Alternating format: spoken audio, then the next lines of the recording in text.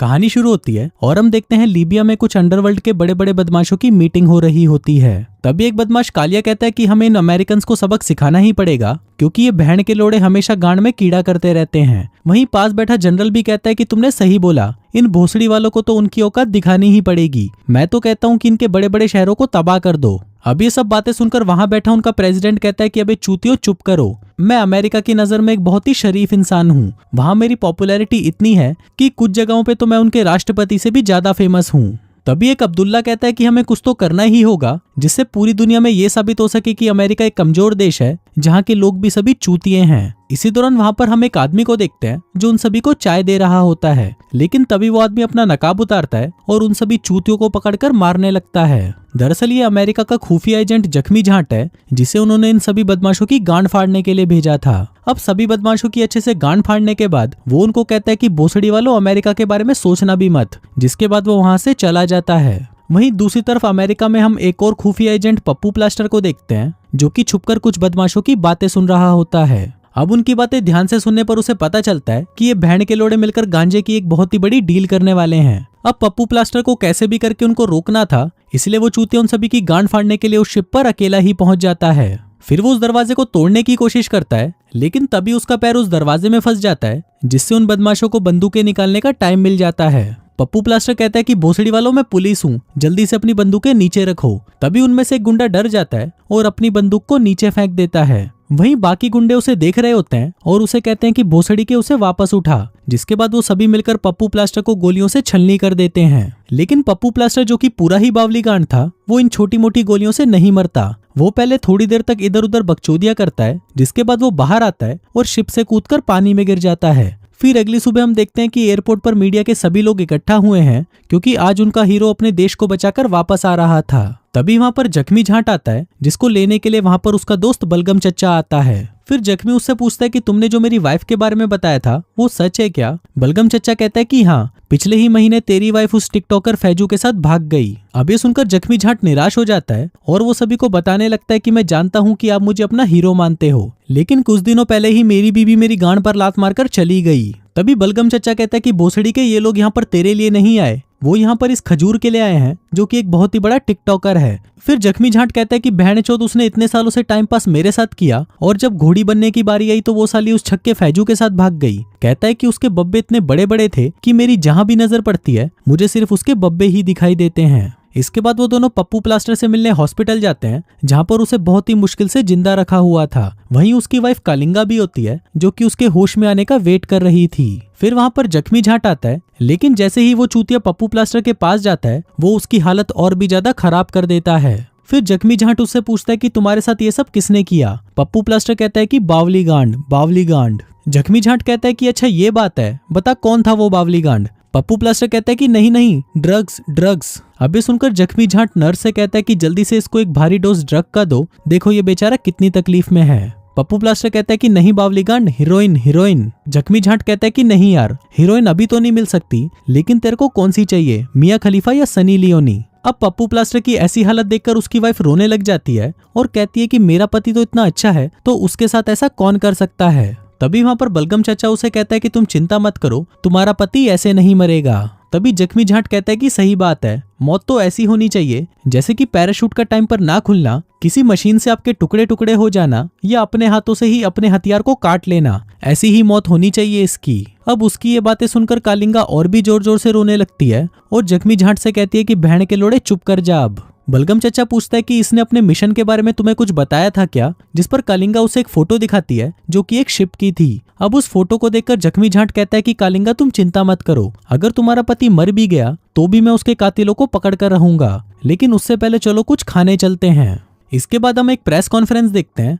जहां पर शहर की मेयर बता रही होती है कि बूढ़ी रानी एलिजा अमेरिका के दौरे पर निकली है, जिस दौरान वो हमारे शहर लॉस एंजलिस में भी आएगी, इसलिए हमने उसकी सिक्योरिटी का इंतजाम जख्मी झांट और उसकी टीम पर छोड़ दिया है, क्योंकि वो हमारी पुलिस फोर्स का सबसे काबिल ऑफिसर है। तभी जख्मी झांट उठता है और कहता है कि ये तो हमारा सौभाग्य है कि महारानी की सुरक्षा की जिम्मेदारी हमें दी गई है, चाहे हमारे लिए महारानी कितनी भी बड़ी भोसड़ी वाली और बेवकूफी क्यों ना हो, लेकिन उसकी सुरक्षा करना हमारा फर्ज है। जिसके बाद वो मूतने के लिए बाथरूम में चला जाता है। लेकिन उस चूते को पता नहीं था कि उसके कपड़ों पर माइक लगा हुआ है, इसलिए जब वो मूतने लगता है तो उसके बहते झरने की आवाज अंदर बैठे सभी को सुनाई देती है। फिर अगले दिन वो दोनों उसी बंदरगाह पर जाते हैं जहाँ पर पप्पू प्लास्टर को पानी में तैरता हुआ पाया गया था। फिर जख्मी जाट वहाँ पर काम करने वाले एक वॉचमैन के पास जाता है और उससे पूछता है कि क्या तुमने इस खूबसूरत चेहरे को कभी देखा है। वॉचमैन कहता है कि पता नहीं, मेरी याददाश्त बहुत कमजोर है। जख्मी जाट उसे $20 देता है और कहता है कि कुछ याद आया। वॉचमैन कहता है कि नहीं, अभी भी कुछ ठीक से याद नहीं आ रहा। तभी जख्मी जाट उसे और $20 देता है, जिस पर वॉचमैन कहता है कि हाँ, मैंने उसे यहाँ पर कई बार देखा था,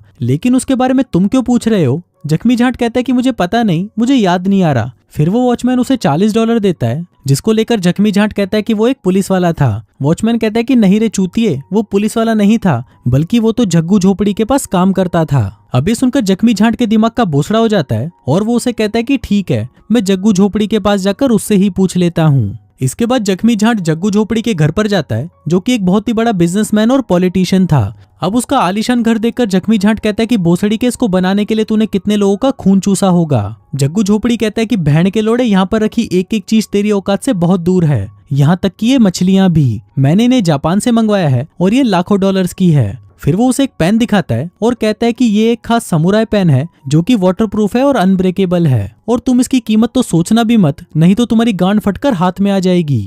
अब जख्मी जाट उस पेन के साथ बकचोदी करने लगता है, जिस दौरान वो पेन उछलकर उसके फिश टैंक में गिर जाता है। फिर जख्मी जाट चुपके से उस पेन को वहां से निकालने लगता है। तभी जग्गू झोपड़ी उससे पूछता है कि तुम यहाँ पर करने के आए हो। जख्मी जाट कहता है कि हमारा एक ऑफिसर पप्पू प्लास्टर आपके यहाँ पर काम करता था, जिस पर कल रात को एक जानलेवा हमला हुआ। जग्गू झोपड़ी कहता है कि मुझे ये सुनकर बहुत दुख हुआ, लेकिन मुझे इन सब के बारे में कुछ नहीं पता। वहीं जख्मी जाट लगातार उस पेन को निकालने की कोशिश करता है, लेकिन तभी उसे एक मछली काट लेती है। अब वो उस मछली को छुड़ाने लगता है, जिस दौरान वो उस पेन को उठाकर उसे गलती से उस मछली में घुसा देता है और उस मछली को फिर से एक्वेरियम में डाल देता है। फिर वो जग्गू झोपड़ी को कहता है कि मुझे आपके यहाँ पर काम करने वाले एम्प्लॉयज की लिस्ट चाहिए। जग्गू झोपड़ी उसकी बात मान जाता है, जिसके बाद वो वहाँ पर अपनी सेक्रेटरी चुलबुली चूची को बुलाता है और कहता है कि ये लड़की आपको सारी जानकारी दे देगी। तभी वहाँ पर चुलबुली चूची आती है, जो कि दिखने में इतनी शानदार लग रही थी कि उसको देखकर जख्मी जाट के साथ साथ मेरा भी खड़ा हो गया था। अब वो गिरती पड़ती जख्मी जाट के पास आती है और उसे कहती है कि चलो मेरे पीछे।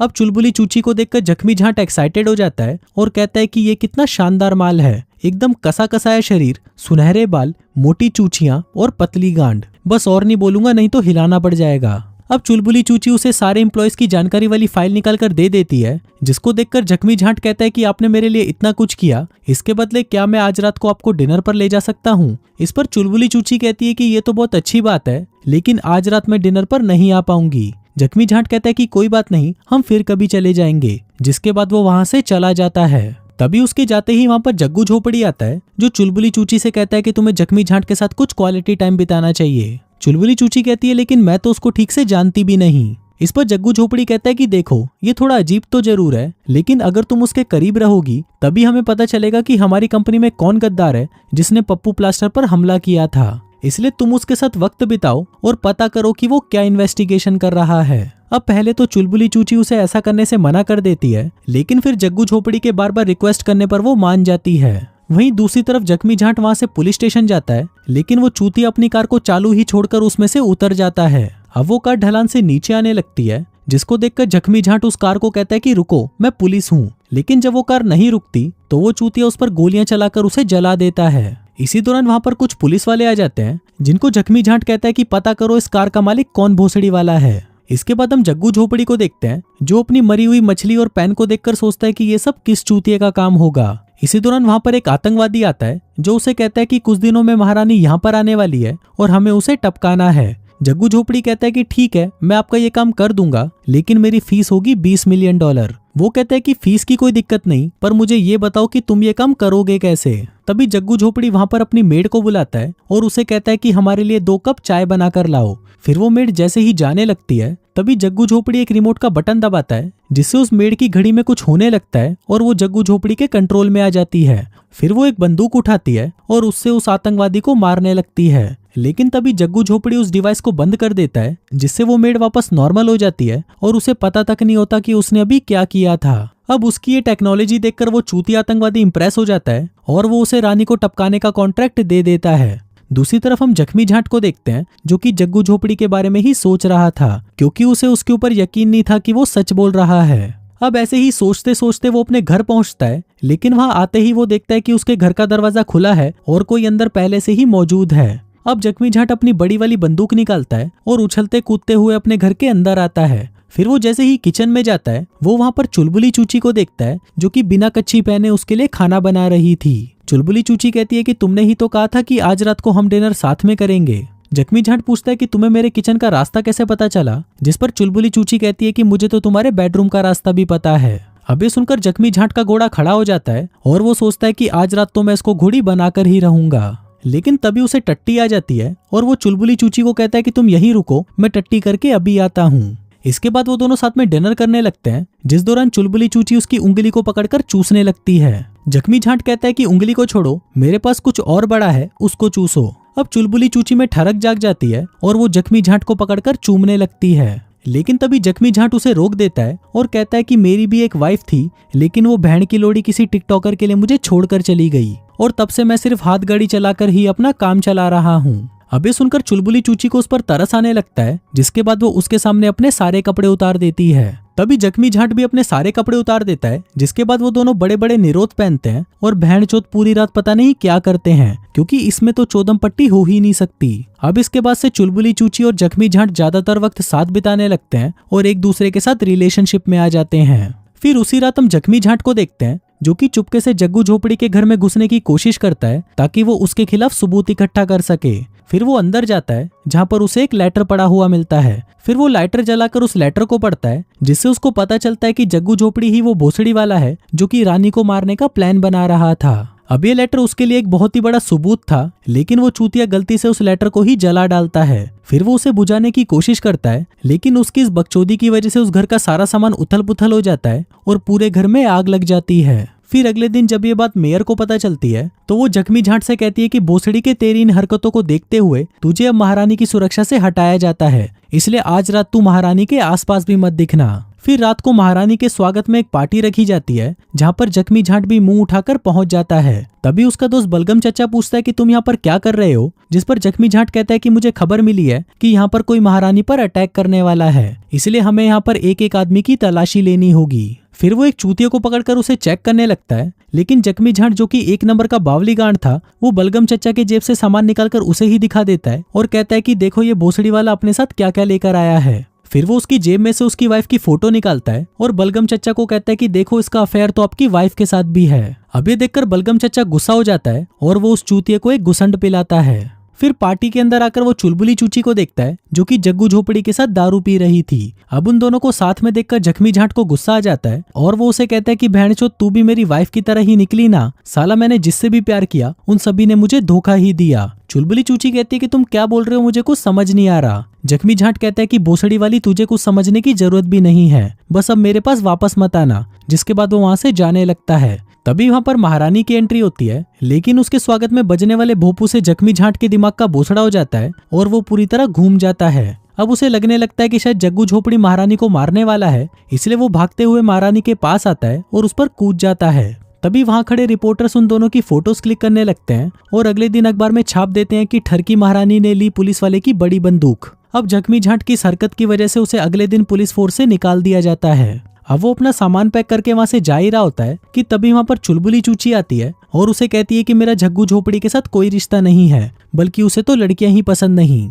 जख्मी जाट पूछता है तो तुम्हें क्या पसंद है, जिस पर चुलबुली चूची कहती है कि मुझे पुलिस वाले पसंद हैं। अब ये सुनकर वहां खड़े सभी पुलिस वाले अपने कपड़े उतारने लगते हैं, लेकिन तभी जख्मी जाट कहता है कि भोसड़ी वालों ये मेरी बात कर रही है। फिर वो उसे बताती है कि जग्गू झोपड़ी आज मैच के दौरान महारानी को मारने का प्लान कर रहा है। अब ये सुनकर बलगम चचा कहता है कि फिर तो हम सभी को वहां पर चलना होगा, क्योंकि तुम्हारे पास यही मौका है पुलिस फोर्स में वापस आने का। वहीं दूसरी तरफ हम देखते हैं कि एक स्टेडियम के अंदर बेसबॉल का मैच होने वाला होता है। तभी वहां पर महारानी आती है, जो कि उनके देश की टीम को सपोर्ट करने आई थी। इसी दौरान वहां पर जख्मी जाट भी आ जाता है, जो कि वहां पर एम्पायर के कपड़े पहन कर आया था ताकि कोई भी उसे पहचान ना सके। फिर मैच शुरू होता है, लेकिन तभी हम देखते हैं कि मैच के सारे खिलाड़ी विमल खाने के काफी शौकीन थे, इसलिए वो विमल खाकर जगह जगह पर थूकने लगते हैं। इसके बाद मैच फिर से शुरू होता है। अब बॉलमैन बॉल फेंकता है, लेकिन बैट्समैन उसे हिट नहीं कर पाता। अब वो सभी एम्पायर के फैसले का वेट कर रहे होते हैं, लेकिन जख्मी जाट को बेसबॉल के बारे में घंटा ही नहीं पता था, इसलिए वो उन्हें आउट कर देता है। जिसके बाद उस गेम की जितनी भी पारी खेली जाती है, उन सभी में जख्मी जाट दूसरे टीम के प्लेयर्स को आउट कर देता है। अब ये देखकर दूसरी टीम के दिमाग का बोसड़ा हो जाता है और वो सभी आपस में लड़ने लग जाते हैं। इसी दौरान जग्गू झोपड़ी मौका देखकर अपने डिवाइस को एक्टिवेट कर देता है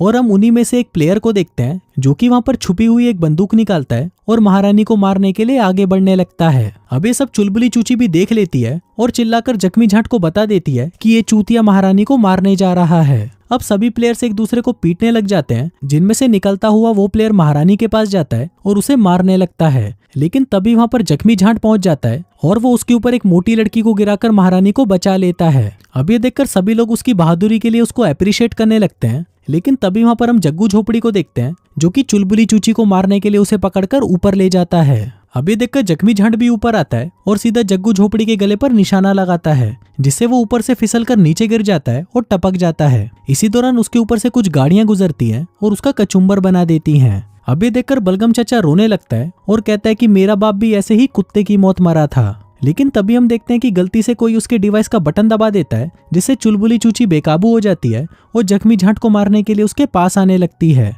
लेकिन तभी जख्मी झांटी उसके सामने आकर खड़ा हो जाता है और कहता है कि मैं तुमसे बहुत प्यार करता हूँ, मैं तुमसे शादी करना चाहता हूँ ताकि हम दोनों दिन रात चौदम पट्टी कर सकें। अब उसकी ये बात सुनकर चुलबुली चूची इमोशनल हो जाती है और वो जख्मी झांट को नहीं मारती, जिसके बाद वो दोनों एक दूसरे को चूसने लगते हैं। अब ये देखकर वहां पर खड़े सभी लोग भी इमोशनल हो जाते हैं और वो सभी भी एक दूसरे को चूसना शुरू कर देते हैं। तभी वहां पर मेयर आती है और जख्मी झांट की बहादुरी से खुश होकर उसे पुलिस फोर्स को वापस ज्वाइन करने के लिए बोलती है। इसी दौरान वहां पर पप्पू प्लास्टर भी आ जाता है जो कि अब बिल्कुल ठीक हो चुका था। अब जख्मी झांट और चुलबुली चूची एक दूसरे से प्यार करते थे, इसलिए वो दोनों शादी करके एक साथ रहने का फैसला करते हैं और इसी के साथ ही ये कहानी यहीं खत्म हो जाती है।